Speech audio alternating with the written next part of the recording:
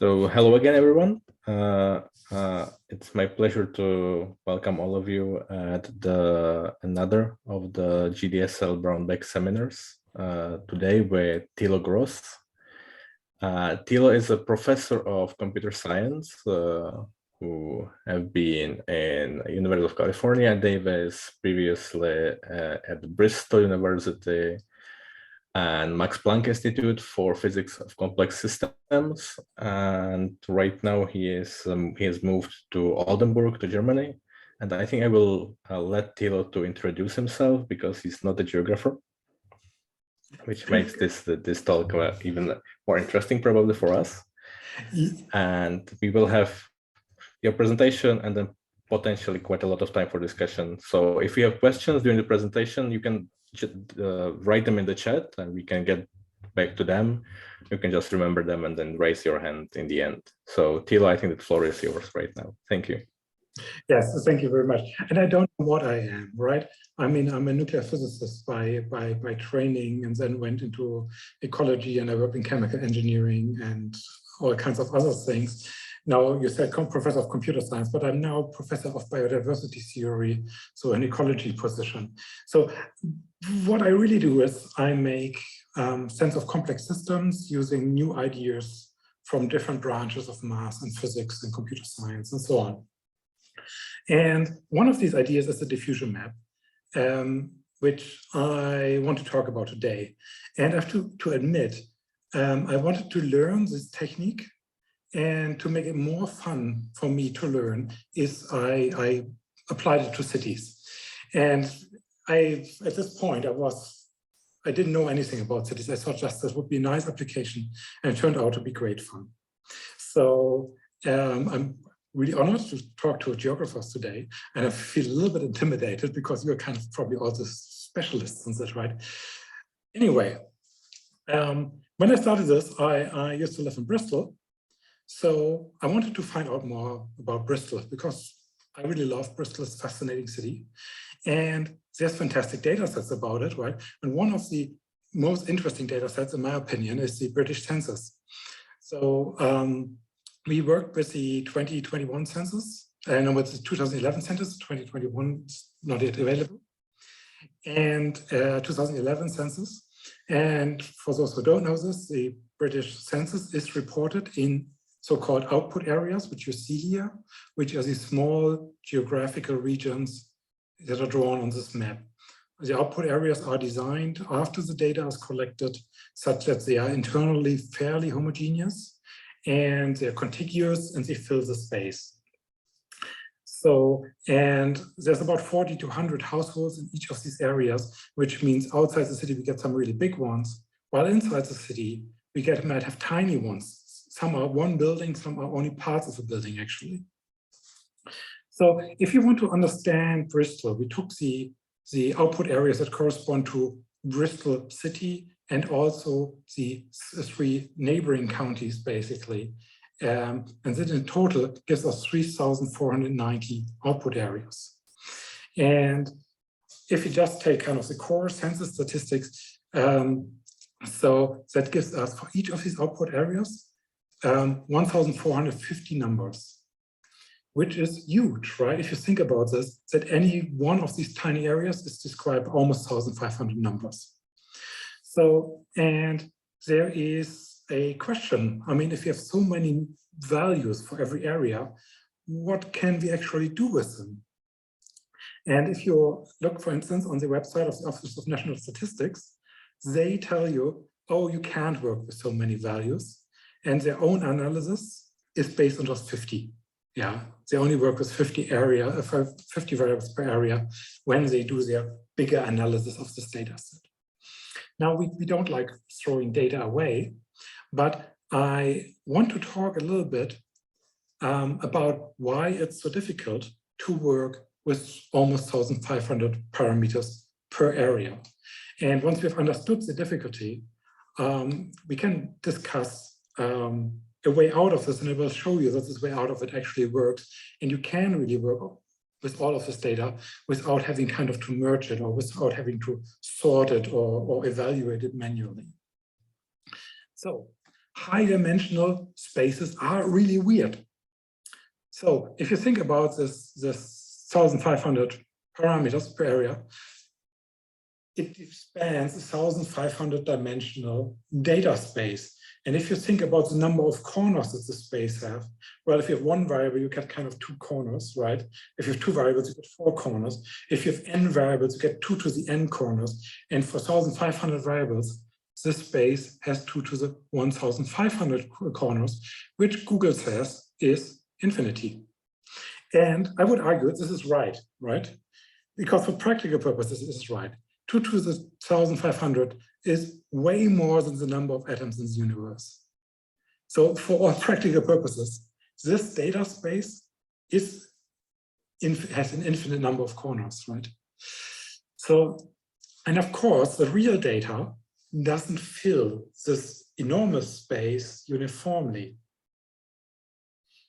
Now, the real data will just sit on some areas of the space. You can imagine now, if you use this 3-dimensional, imagine a huge cube in which just some surfaces inside this cube are populated with data.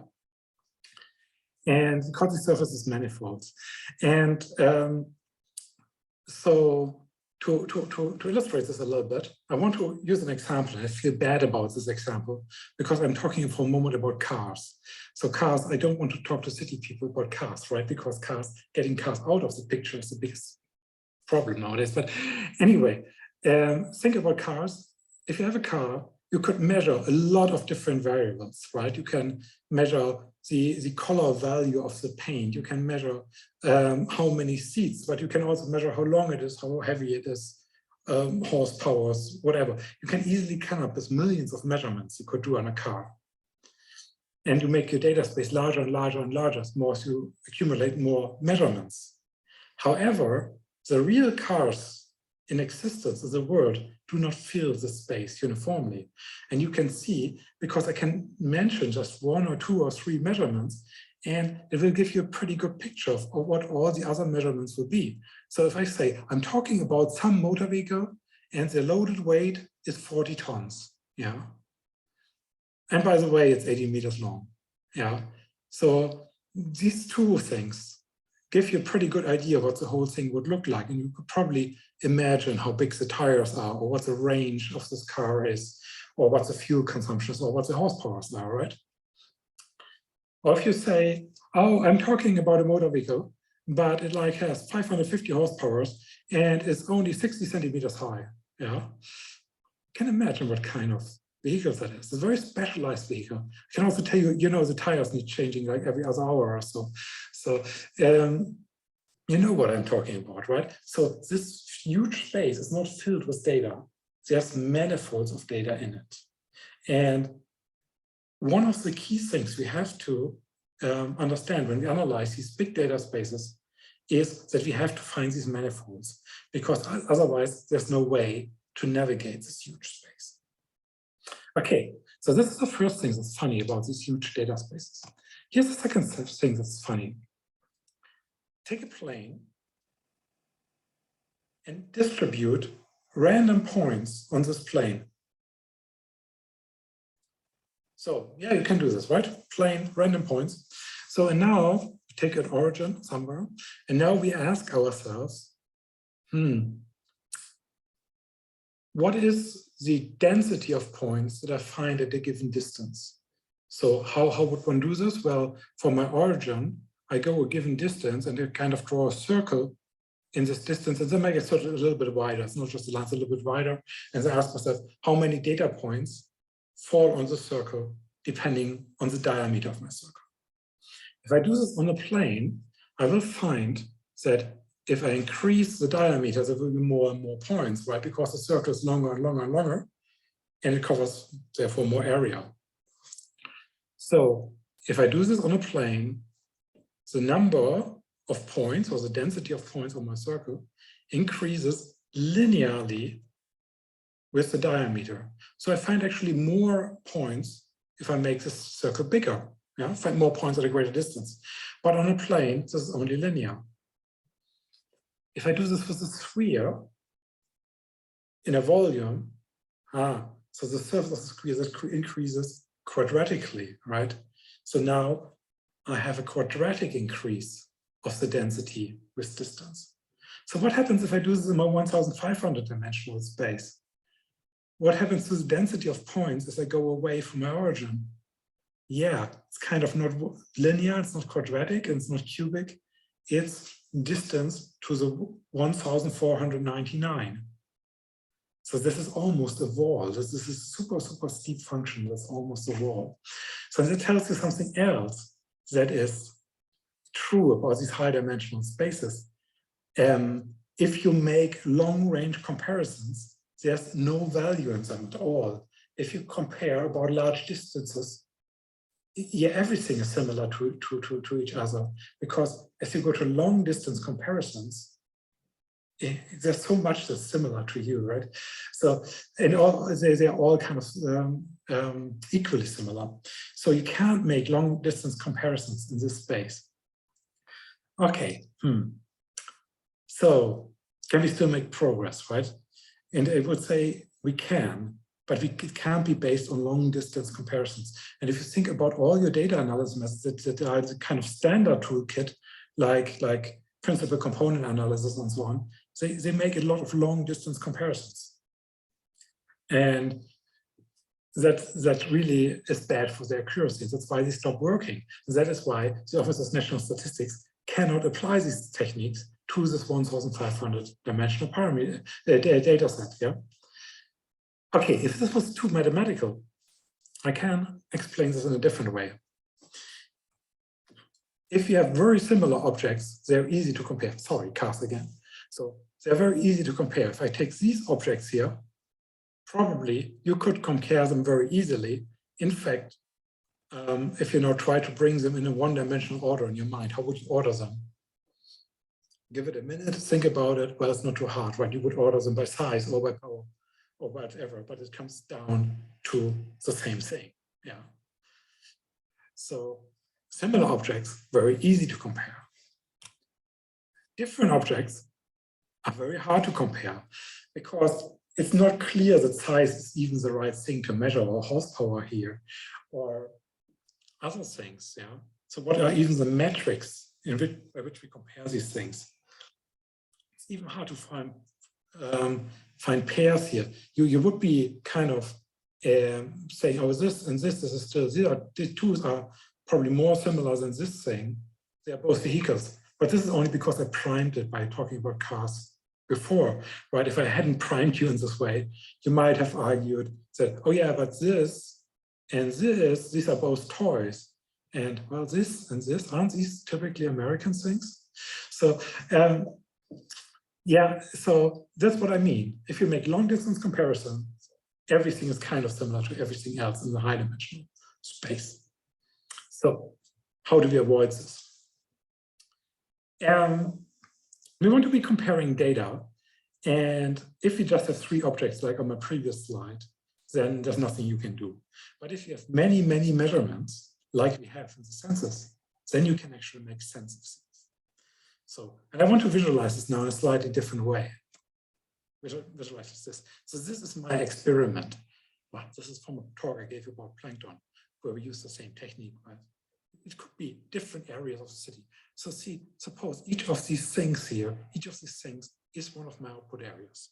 And I measured some things and I realized that, oh yeah, they have different shapes, they have different colors, whatever this means. So now we have this soup of things. So can we make sense of them? How would we make sense of them? Okay, we learned now that we cannot trust any long distance comparison. What this means is I don't want to be comparing things that are very different. Yeah. If I compare the red triangle to the circle here, I'm not sure. Is it more similar than the red triangle and the blue triangle? The red triangle and the blue triangle, they kind of look like similar, don't they? But they're not very similar because the red is very different from the blue. I could now define rules. I count 2 shapes as similar if the number of edges or the number of vertices on the shape differs at most by 1, or the circle that's counted like this next to, like, I think 7 vertices. And the color differs at most by one step. So it must be very similar colors and must be very similar edges. Only then do I trust the comparison between two objects. And now you can say, yeah, if he says this is, if these are the rules, right, this defines a network. Yeah, between all of these things that I found, I can now draw a network where a link between two things is a trusted comparison. It's a comparison that I trust because these two things are so similar. So if I do this, and I take actually the ones I've shown here, these are the same things that I show in the next slide, and I now draw the network between very, very similar pairs. And if I do this here, well, there would be a mess because the network links go all over the place. So I draw this network, and I also use this network to arrange these things such that similar things are close. The result is this. So it's the same stuff that was in the previous slide, but just I've drawn this network and then I've arranged things according to this network. And now you can see, I said the blue triangle and the red triangle, they look kind of similar. But now in this picture, now you can see they're actually quite different, because on this network of trusted comparisons, to go from here to the red triangle is actually quite a long way. And now you see there is this manifold, yeah? Before you might have thought, oh, maybe this is a four-dimensional data set, because there's a number of vertices on the shapes, there's the red value, the green value, and the blue value. But now that I've arranged it in this way and draw all the comparison, you see that the manifold that was embedded in this data set is actually only two-dimensional, because the only variables you see here that matter are the number of vertices and there's one range of colors in this data set that's hidden here. So, and we can actually use this, right? If we can arrange things in this way, we can actually describe this data set. So in this case, I learned one thing, going this arc over here, that is a trait of my manifold, right? That is, so the color, that's a one-dimensional parameter. Maybe the number of vertices, that was my second parameter that I actually need to describe all of these things that are in this data set. So, and this is the idea. We take our observations that are drawn from a very high dimensional space, and you can make the space artificially high dimensional depending on how much you measure. So the dimensionality of this embedding space, this is just an artifact of your measurement procedure. However, once you have enough measurements, you should see that there are natural manifolds in this space, and then you can find the true variables that really describe the system. So the variables along these manifolds. So this is the idea of diffusion maps. So diffusion maps, so the real idea of diffusion maps is that you can do the last step, this arranging and finding the right variables. You can do this automatically, using a very, very simple, very fast, very efficient mathematical procedure that's even very simple, both in terms of the number of steps you have to do and the implementation. People always ask me, is there a package for this that you can just download from something? Yeah, in principle, there are some packages who do diffusion maps, and they exist in slightly different versions. But in fact, the procedure is so simple that if I do it, I don't even look for my old code where I've already done it. I re-implement it because it's so fast to implement that it's easier for me to implement it again than to search for my own code. So the idea is you find the short comparison. So this is your original data set. And you find the short comparison. You make these short comparisons in network. And the question is, what do you trust? And we have the rule normally, we trust the top 10 nearest neighbors to each node. And you can, people ask me why 10? Well, you can see this is the data set, and these are my measurements.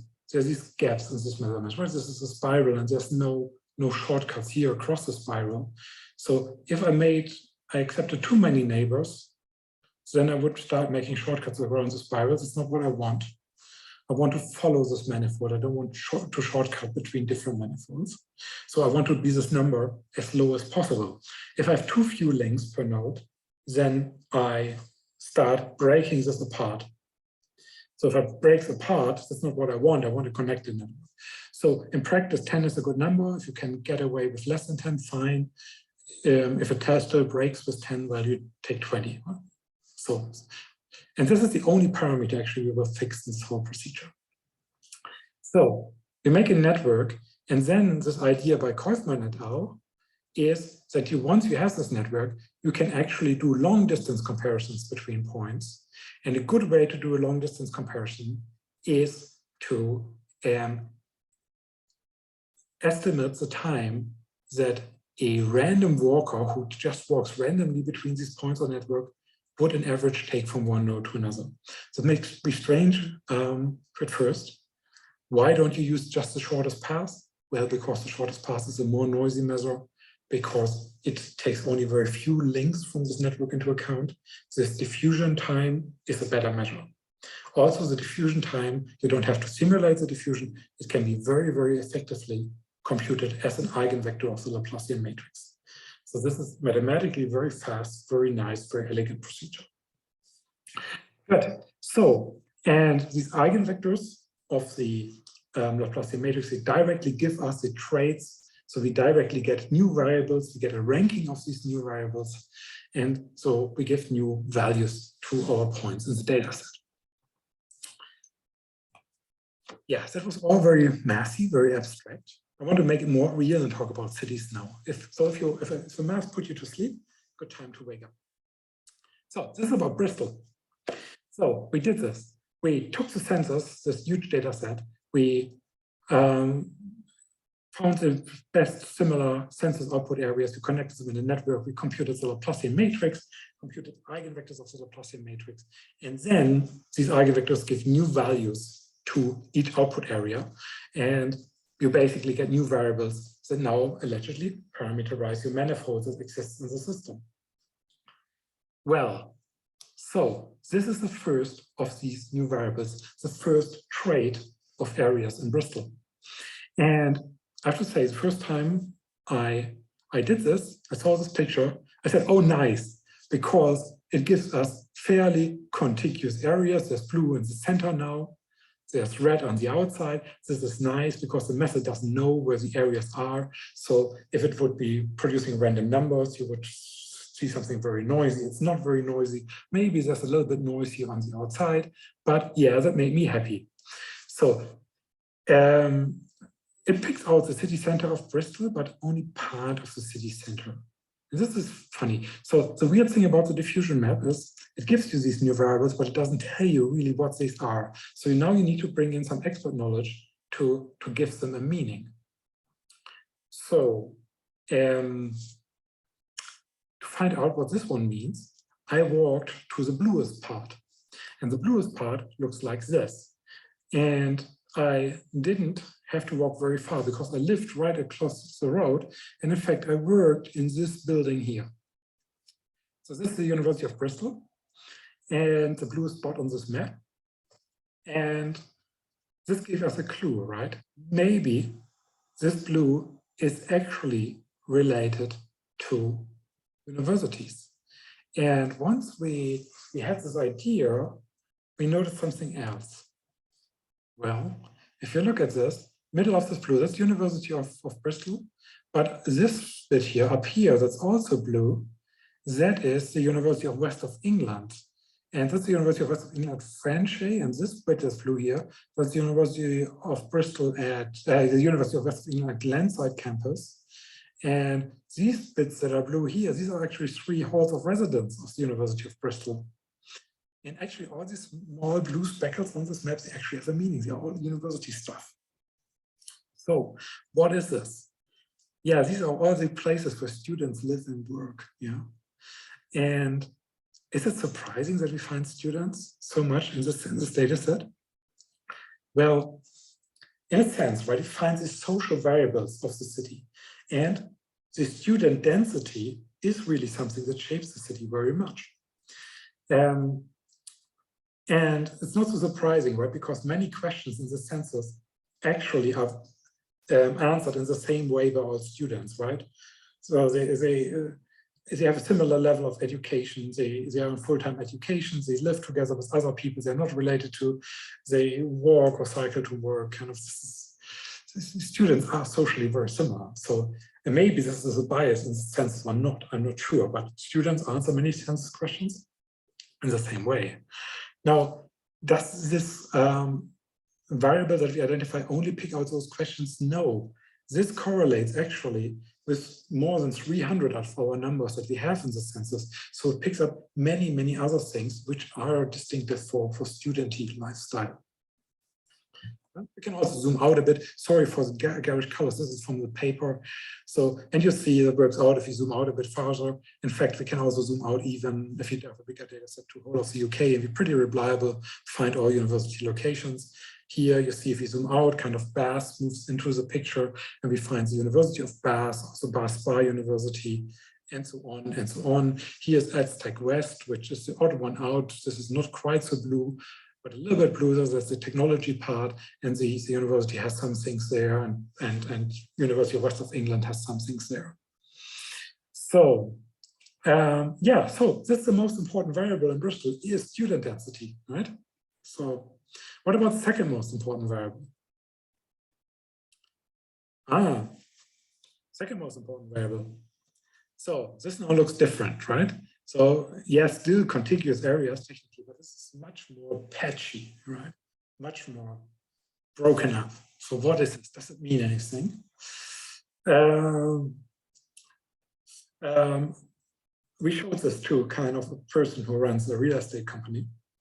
And I asked, hey, does it mean anything to you? And he just laughs and say, yeah, that means something to us. So, and actually also then walked to all of these areas. And I brought you a photo. They're not all like this, but this is a typically characteristic photo here. Yeah, what is this? Yeah. I'm sure British people recognize this. But this is a former council estate. So this put us on the right track. From the Bristol City Council, we got a list of all the former council estates in the city. And we got a geolocation for all of them. And I can just put this on this map, right? This is now only one location per council estate, but I've done this here. So the yellow dots are centroids, so to speak, of former council estates of Bristol. And you might notice that these yellow dots, they correspond pretty much to the blue areas. You know? And so first, let me talk a little bit about the accuracy of this data. So if you look closely, you can kind of criticize this a little. So what you can criticize is there's one point that is a council estate and that is not on blue, and that is up here. It's the only one, right? So this is technically a council estate, but it's only, I think, 12 little bungalows that are sold. They're very expensive now on the open market. And yeah, that was maybe too small to pick up. The others we pick up even this one. And these are semi-detached houses, and they're very good houses. They were formerly a council estate, but they are houses that have originally built for airmen in the Second World War. So semi-detached houses, quite nice houses. And they sell actually for quite a lot of money, have been in private ownership since the 1950s. So still, this area seems to retain a little bit of the flair, yeah. So, and then of course you can look to the far west, and then you see some blue dots which don't have a council estate dot on them. Yeah, they're still council estates, but we don't have the data because they're not in Bristol, they're in Bath and North East Somerset. So, so they are actually council estates that we are picking up over there. I can't really point to them because the zoom window is in the way. But yes, so this seems to work. There's some good news. I mean, for instance, this area you see here, this is the deep blue. This is Knowle West. Knowle West is kind of a textbook example of social deprivation. So yeah, that gets picked up. It's, by the way, it's much nicer now, but it still shows up as pretty bad. in the 2011 census. So we get this impression that this second trait that our algorithm has identified automatically without we looking for it. Yeah, we just ask it to give us an important variable of the city and it comes up with it. And the second most important variable after students is related to social deprivation. Again, I would like to remind you that we are working with the census data, so income isn't in there. Instead, again, this variable shows up in something like 500 different questions that people in these areas consistently answer in a different way than people in other areas. And you couldn't pin down any particular variable. And there's even some which are kind of like weirdly shaped, kind of poor people tend to have more children, but rich people also tend to have more children in the middle class. And poor people have a lot of cars, yeah, but rich people also have a lot of cars. So compared to the average. So it's weird, yeah. But I illustrated this just a spiral that we don't need linear relationships. We can pick out these nonlinear relationships from the data. So, and yeah, if you have this hypothesis that this is social deprivation we're seeing, we can now go to other data to verify this hypothesis. For instance, we have the indicators of multiple deprivation that are based on a completely different survey, and they correlate very strongly with this data set. I think the correlation was about 90%, but I don't remember the actual value here. I might be confused with this with another study, that's why I'm not sure about it anymore, but on the order of 85–90% correlation with dedicated social deprivation surveys. I actually think our data is better, because if I look at the details of the map, I think our data is better based on what I know about Bristol. And also, our map has much higher resolution than if you have these dedicated social deprivation surveys. They often do this on a much coarser scale and not on this output area scale. And I can show you how nice our resolution is by going to the next slide. So this is a tiny area. And actually this is, if I show this on here, this is just this tiny area here. You see there's little specks of blue in there, but not very much. So if I go to this area, so this is now an area where, to raise some data, I've actually walked every street and I watched out for the council sign that the council screws to a house when they actually rent their own whole house or own their own whole house and so. And I've marked in yellow the house on which I actually still see this council sign. And in the background, again, this red and blue, this is our map. And you see again, there's a very nice correlation. And in addition to the yellow, I've marked in green to hospitals actually. So this one is no longer a hospital, but it was a hospital in 2011. So yeah, it's interesting that also the hospital shows a signal of social deprivation. And there's a lot of stories I can tell. There's some things, there's in the top right corner, you see a yellow building on red, and that was being renovated at the time. So it was empty, I think. And for instance, you can also look at this building that is, there's a lot of blue here. And one building in the middle, why there's so much blue here, partly because it's skate park and swimming pool and a little park and so on. They are all in the same output area because it's empty space, and that is what the Office of National Statistics does. If there's empty space, it kind of gets merged into some output area. And this building is pretty big, so it really dominates this output area. Also, there's some other houses in it. So I want to tell you about one small fun thing about this map. If you look at these houses here, this is the council estate. This is a very famous council estate.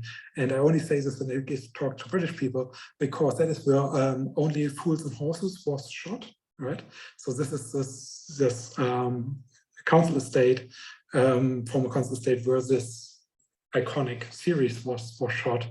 And this council flat depicted in the series, it's now private property. You can rent it on the open market, and you pay about £1,400 a month last time I checked. So I just want to say, these are not cheap houses, right? but they have still this echo of deprivation around them. So I would say this is a method where we can get very high resolution indices of the real social variables, and we get them in a very unbiased way. There's literally no screws I turn. The only thing I fixed in the analysis was this number 10 of what I consider viable nearest neighbors. And apart from that, I can change nothing. And even if I wanted to manipulate my result, I wouldn't know how to do this, because this mathematical procedure, you cannot abuse it to get a certain result, right? I wouldn't know how to do this. So I think this is nice, because it's the data analysis where you are kind of pretty immune to the accusation that you have cherry-picked your results or try different things till you find the one that aligns with your political message. So yeah, so diffusion maps are really good at finding those social variables from census datasets. Now, I'm almost at the end of the talk. People always ask me, does this actually scale to bigger things? And yes, we are in the process of doing the England and Wales as well, and this can be done. This is computationally, it's very possible. But I can show you even bigger things like this one. So this is also a trait we identified in the American census. And this is a census at tract level. So we're talking about 300,000 different census tracts now. And this is actually the fourth most important trait. But we think this is a trait that corresponds to deprivation in the US. And you see a very distinctive pattern. One very distinctive way, if you see this line here, that's the Mississippi River. It's very well known for deprivation. You see kind of northwest Texas. You see kind of these areas here. This is northern. So these desert area. Many of these dots that you see on this map, they correspond to reservations for First Nations. Right, and then there's this area which is Central Valley, California, which is also typical, which doesn't show up so much if you think about wages, but despite relatively high amount of money being earned there, it is an area of intense deprivation. So these things, these multivariable characteristics, and again, this is something that doesn't depend on one entry in the census, draws actually information from most of the census variables. They can pick out these characteristics of deprivation even if you don't suspect them based on income alone. So of course, on this scale, you don't really see so much on this map. You can zoom in a little bit. There's a zoomed in on Los Angeles. And I wanted to show you also the first eigenvectors, the first traits we find. And the first trait in the US, as well as in the UK's universities. So this is Los Angeles, and you see this is very discrete, right? So there's blue and there's red on this map, and I'm not sure how clear the red comes out, but I've circled it here. And all the red spots we get on this map, they are university campuses. Same thing for the second variable. Second variable is prisons. I might have cut this off a little bit too short here. I'm not sure what happens there, but yes. So again, it's very bimodal. It's blue or red, and the red spots are prisons. Second trait that you identify. Third trait is military installations. Again, it's pretty bimodal. It's either blue or it's a military installation. And then the fourth trait, that's the first one where we get kind of more of a continuous signal. And you see here these bluer areas which are more intense deprivation. And then you get some red spots which are which are more affluent. And very weirdly, in the UK, when we did this with the UK census, there was a gap between kind of almost, or the biggest distinction was between these strongly deprived areas and the middle class. But if you do this in the US, the big gap is actually between the very rich places and then everybody else. So yeah, we think of this as the fourth factor as deprivation. And we can do some fun things with this. For instance, this is a picture now, depending on how close your screen you see it or you don't see it, but there's a line of blue running through this picture. If you're a bit farther away, you see it better. So you see so the cities are more deprived. Here this is New York, yeah, and this is Philadelphia, Washington, and so on. So, and the cities are more deprived, but through the cities there's a line that's darker blue, and that is Route 1. So this is the motorway. So we have this motorway axis of deprivation. If you go back a bit, you actually see this more bluish line through there. Also, I said, well, there's a big difference in the US between the middle class and the very rich, right? You get these red spots here. These are deep red spots. Well, these are country clubs, yeah, and some basically fenced neighborhoods where you have to be a millionaire to even go through the gate, yeah. So so we have much more this. While British cities are still mixed, and we find nice areas in cities. So the affluent areas in cities are comparatively rarer in the US, and you have much more of these very affluent areas outside the cities. Here, so the final picture, kind of zoomed in on Florida, and then I zoomed in a bit more on a particular part of Florida. This is Palm Beach, right? And this is one of the areas where you have the strongest disparities. So we find very, very affluent areas here. But then we also find some of the most deprived areas, and they are almost right next to each other. I mean, I wonder, how would you feel if you live there, right? I think socially this is very interesting.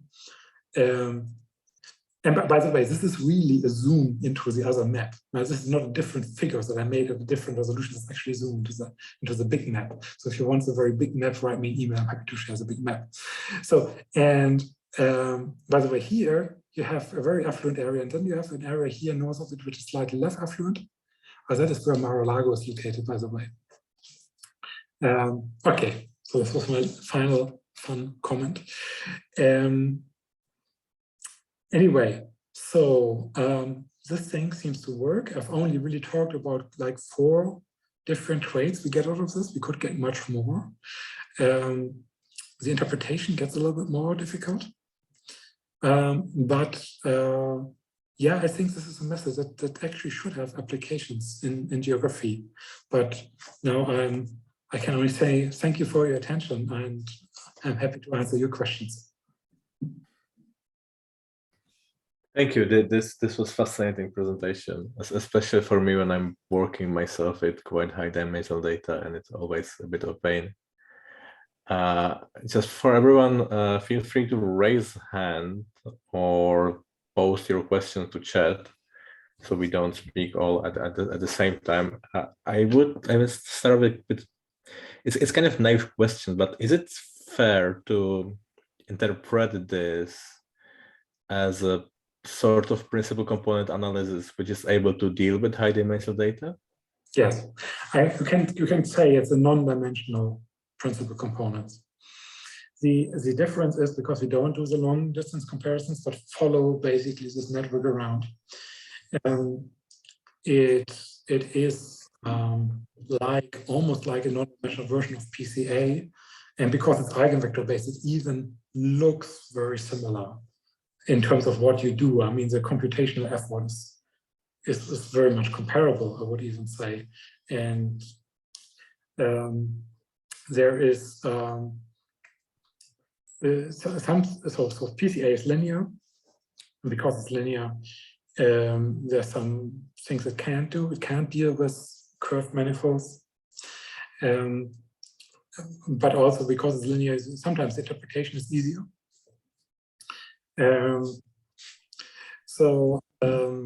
Yeah, they're very similar methods, actually. I like this one better. Yeah. Can I just follow up on this? Because I was thinking the very same thing Martin said around this comparison with PCA, which is probably something we're more exposed to generally. So I was just wondering, how would you interpret the trait? So is it comparable to the idea of components in the PCA, or? Yes. Okay. So the trait, I call it trait, you can call it eigenvector, you can call it component. Yeah, it's like the component in the PCA. Okay. Thanks. Only it's curved now, right? Because it follows the I'm thinking quite a lot of people in GDSO is dealing with different ways of clustering, either based on socioeconomic data or other data. I can imagine that I would sort of get my high-dimensional socioeconomic data set, get, I don't know, 10 eigenvectors of it and send it to k-means. Would that work? Or is there some issue with this kind of implementation? You could do this, and it would be better than you would otherwise get out of k-means. Yes, so you can do this as purely a dimensionality reduction method. So you say, okay, I take my top 10 eigenvectors, and then interestingly, we know even how to scale them because you have the diffusion distances, and then if you have the eigenvectors, you don't have to rank them with similar weights, but the method will tell you how much to rank them. So if you have 1 unit of difference in the first eigenvector, this is not as much, this is more difference than like 1 unit of difference in the 10th eigenvector. And these scaling factors, actually this method will also give you the scaling factors. We actually use this when we estimate functional diversity in ecology. We use the same method. And then you want to know if you have kind of a data set of like 600 different species, but then in one sample, you only find 10 of them. You want to measure kind of the volume that's spanned by these 10 species. Do they still cover like all corners of the space, or is it all very similar in some tiny fraction? So there we use this actually the scaling. So that's my first answer. Yes, you totally can do this even better than you would think it works. I have another little caveat here, and that is, okay, there's a lot of papers on clustering, and it's a very contentious topic, I would say. And some people would say you shouldn't use k-means because it might give you very weird results and it's unreliable. And I don't want to even take position on this discussion, but my observation is that if you have data in a 2-dimensional space and a 3-dimensional space, everybody agrees what is a cluster, because if all these characteristics are separated from other points and they're internally dense and so on. The problem is all these characteristics become different things if you go to high-dimensional spaces.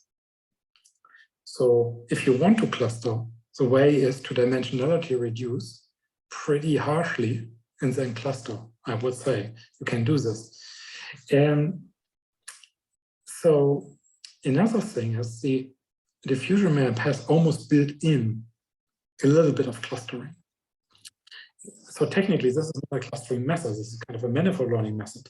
But what we see is if we have a data set that naturally clusters, then we get these bimodal eigenvectors, like the universities in the US and the military installation. They naturally break off from the rest. So that is the method telling us, hey, this is stuff you should cluster. They are really different. And then for other things like the deprivation, you get more like this continuous spectrum. And that's the method tells us you shouldn't actually cluster this, because you know what, this is kind of a continuous variable. And if you kind of cut it off, you can do this. You can basically use simple spectral clustering and just break off your spectrum. And you can do this if you want, but then you're making a pretty strong assumption. Yeah, that might not be warranted. And the diffusion is actually telling you this, you shouldn't do it this way. Great. I have to look into this way more. There's a question from Natalie in the chat. Does this only work with contiguous data, or would it work for more sporadic polygon areas of, say, retail centers? So we don't use actually space, right? In all analysis, all we start as a table of values, right? So you can have a table of values. Everything that fits into a table can be diffusion mapped. In other applications, we don't even have a table of values. If we talk about species, we don't typically know their traits. They're not measured for all of the species. And if we can define similarity in some other way, for ecological species, we do this, just things that observe together are similar, right? Take some water sample. If you have the same species in the same glass of water, well, they're probably somewhat similar. So, yeah, answer, everything that is numbers in a table works. Everything that is a network where you can define similarity on the links works.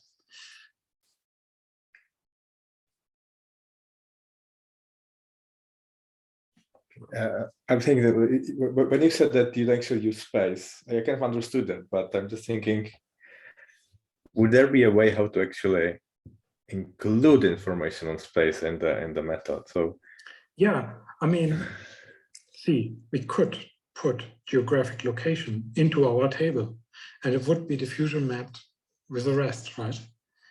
And now would this be an interesting result? I don't think so, right? Because I mean, I haven't tried this, but I think if we did this and put geographic location in the table, maybe it wouldn't show up prominently because it would only be kind of one value among kind of 1,000 values. If it showed up, it probably would show up like a continuous signal saying, oh yeah, these things are all in the east, and these are all in the west, and these are all in the north, and these are all in the south.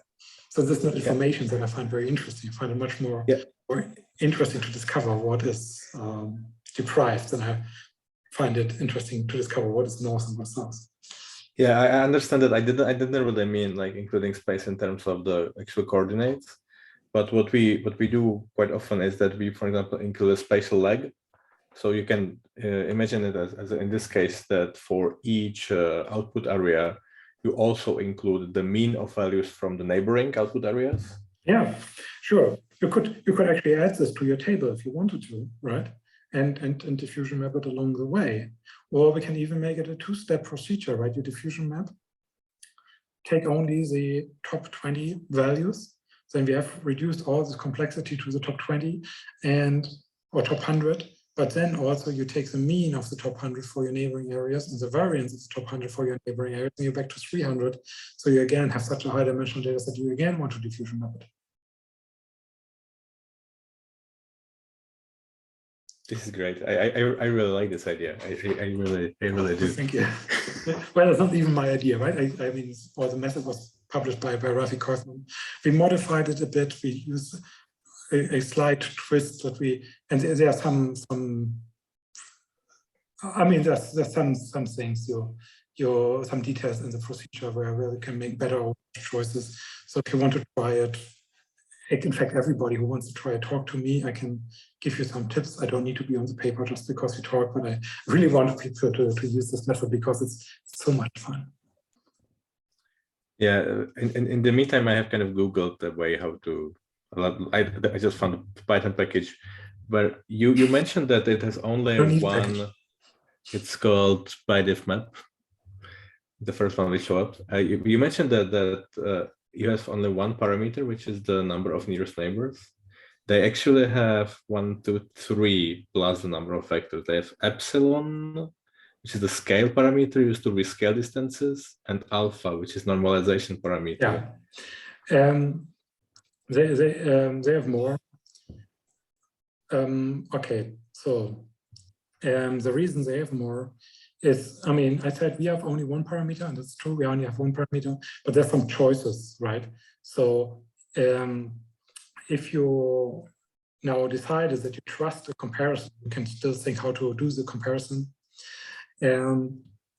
They use a Gaussian kernel, and that's why you still have this alpha and so on. We just use inverse Euclidean distance for the cities. If I did it again, I would do it slightly differently. But inverse Euclidean distance doesn't have another parameter, so that's in the number of neighbors is the only one. If I did it again, I would use Spearman correlation. Again, that doesn't introduce any additional parameter. And therefore, there are reasons, there's actually quite deep philosophical reasons why the Spearman correlation works particularly well for the diffusion.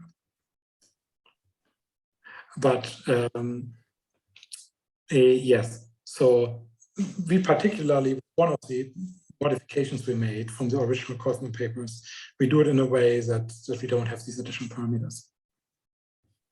Right. Okay, it's 4 o'clock, which means that our time is kind of right filling up. If there's anyone who's got another question, just now is your time. But I see that people have to leave for other meetings right now anyway.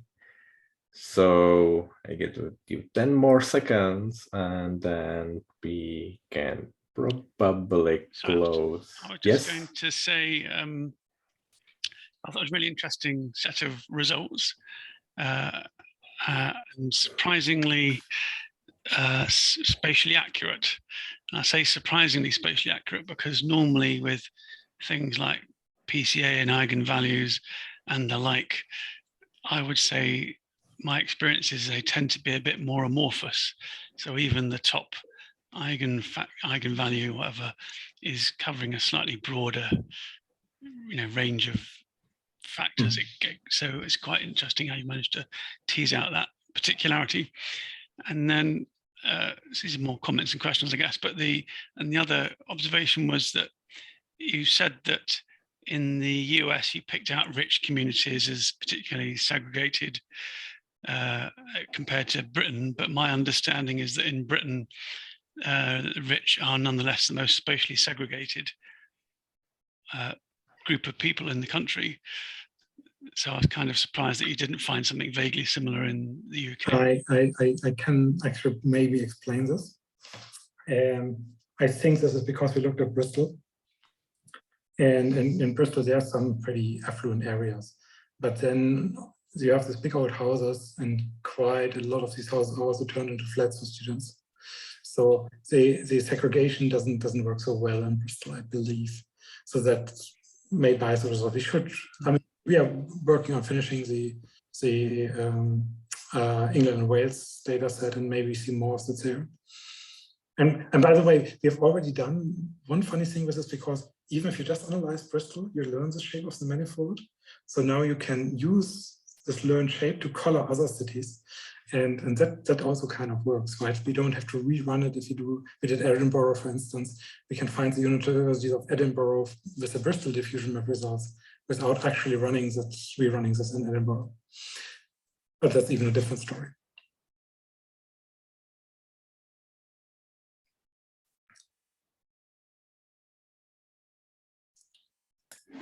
Okay, unless there is any other question, I think it's time to thank you. We can make a virtual applause for you. And I guess, is there a way to contact you if someone wants to speak with you about diffusion maps, or to apply, want to look into your data? What's the best way how to get in touch? Yeah. So yeah, feel free to contact me. If you Google me, you'll find my Gmail address. And if you write me an email, I will respond to that. So anybody who wants to use this, I'm very happy hearing from you. Thank you very much for the invitation. Thanks a lot, Thilo. Thanks a lot for Thank you, spending your time with fascinating us. work. Really. And thanks everyone who's present, who's in here. And a reminder that we have another brown bag coming up next week at the same time with Marlene Bora from Belgium. Thank you. See you all soon. Bye.